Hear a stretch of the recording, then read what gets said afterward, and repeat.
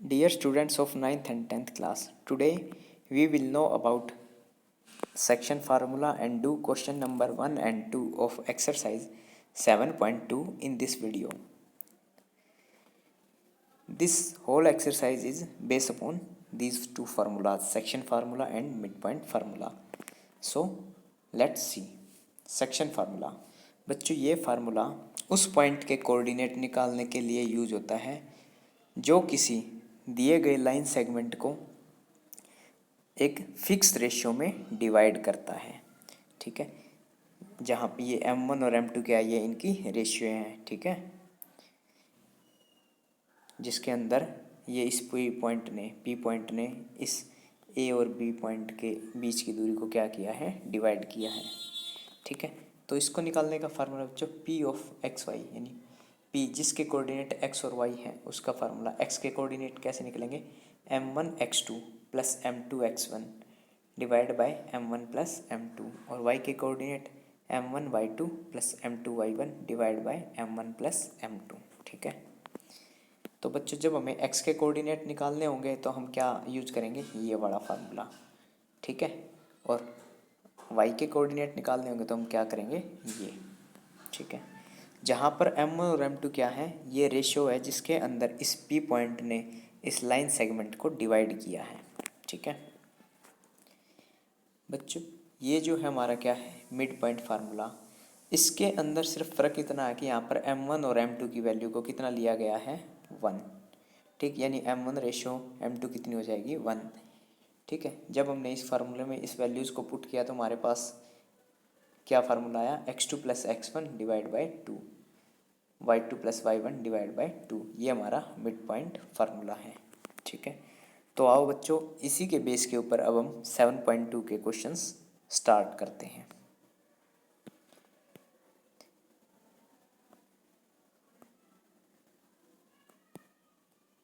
Question number 1, find the coordinates of the point which divides the join of -1,7 and 4,-3 in the ratio 2:3।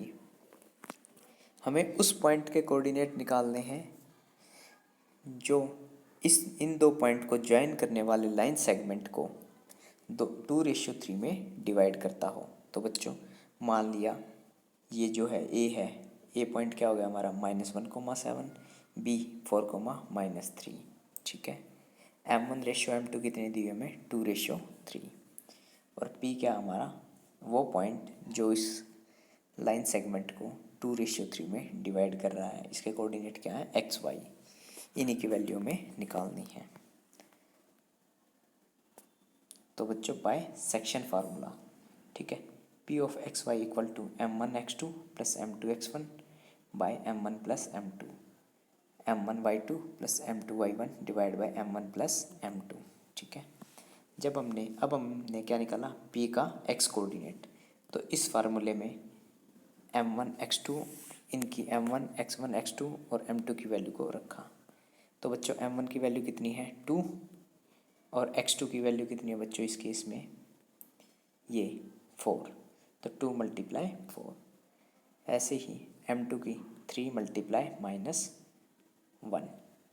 ठीक है, 3 × -1। ठीक है, solve करने पर कितना आ गया बच्चों, यहाँ से 1। इसी तरीके से y का कोऑर्डिनेट निकालने के लिए हमने इस फार्मूले में y1 और y2 की वैल्यू को m1 m2 की वैल्यू के साथ में रखा। तो m1 की वैल्यू बच्चों 2, y2 की -3, 2 × -3, और इसी तरीके से बच्चों m2 की 3 × 7। ठीक है, जब हमने इसको सोल्व किया आगे तो हमारे पास कितना आया, 3। तो इस p पॉइंट के कोऑर्डिनेट क्या आ गए हमारे पास, 1,3। तो बच्चों I hope you have understood this question. Next question number 2, find the coordinates of the points of intersection. Find the coordinates of the points of trisection of the line segment joining 4, -1 and 2, -2, -3। हमें उस point के coordinate निकालने हैं जो line segment को 3 equal parts में divide करता है। ट्राई सेक्शन का मतलब है कि 2 पॉइंट बनेंगे, यानी 3 पॉइंट हमने, यानी उस लाइन को हमने 3 पार्ट्स में डिवाइड कर दिया इक्वल, और उसके क्या निकाले हमने, कोऑर्डिनेट निकालने हैं। तो आओ शुरू करें। Let P and Q be the points of trisection. ये जो P है और Q है ये ट्राई सेक्शन के पॉइंट हैं, और वो ट्राई सेक्शन कौन से ट्राई सेक्शन के पॉइंट है, ये AB के, यानी ये AB, इसको 3 इक्वल पार्ट में डिवाइड कर दिया 2 पॉइंट से, P और Q से। यहाँ पर AP कितना है PQ के, और PQ कितना है QB के, ठीक है। अब ये जो P है, ये पॉइंट P है, ये इसका कितना हिस्सा बच्चों 1, और ये पूरा हिस्सा कितना है 2। ये पूरा कितना हिस्सा बच्चों 2, ठीक है। तो P पॉइंट ने इस पूरे लाइन सेगमेंट को कितने रेशियो में डिवाइड किया, 1:2 में, यानी M1 की वैल्यू कितनी है हमारे पास 1, ठीक है। ये हमारा क्या है M1, और ये हमारा क्या है M2, ठीक है। तो यहाँ से हमने P के कोऑर्डिनेट निकाल लिए। P का x coordinate M1x2 plus M2x1 divide by M1 plus M2, ठीक है। जब हमने यहाँ पर M1x2 की वैल्यू कर रखा, M1 कितना बच्चों 1, और x2 कितना बच्चों हमारे पास -2, यानी 1 multiply -2 plus 2 multiply 4 divide by 1 plus 2। जब इसको हमने सोल्व किया तो हमारे पास कितना आ गया 2। इसी तरीके से y का कोऑर्डिनेट निकालने के लिए हमने इस फार्मूले में जब m1 y1 y2 और m2 की वैल्यू को रखा तो हमारे पास कितना आ गया सोल्व करने पर -5/3। तो p के कोऑर्डिनेट क्या आ गए 2, -5/3। इसी तरीके से बच्चों ये जो हमारा क्यू पॉइंट है, यानी अब की बार क्या पॉइंट है हमारा, ये क्यू पॉइंट जो है ये, ठीक है।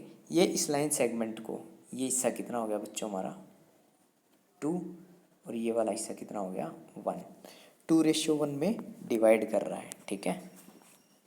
तो अब हम सेक्शन फार्मूले से इसके कोऑर्डिनेट निकाल देंगे क्यू पॉइंट के।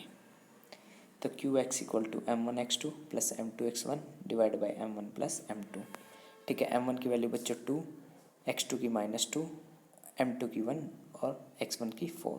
जब हमने इस फार्मूले में रखा और इसको सोल्व किया तो हमारे पास कितना आया, Q का x कोऑर्डिनेट 0। इसी तरीके से जब हमने Q ऑफ y निकाला, यानी y कोऑर्डिनेट निकाला, ये फार्मूला हमने लिखा y कोऑर्डिनेट निकालने के लिए। M1 की वैल्यू 2, y2 की -3, M2 की 1 और y1 की -1।